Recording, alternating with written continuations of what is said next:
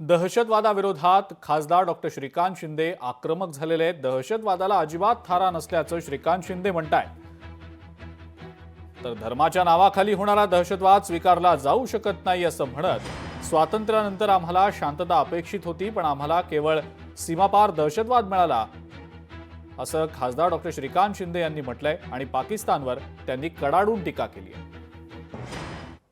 We expected peace after our independence in 1947. But immediately after independence, India started getting these cross-border terrorism activities. We always admire and propose peace, but it is our neighboring nation who don't want peace to reside in India and also in the entire world. This terrorism is not only restricted to India, but it has spread to the entire world.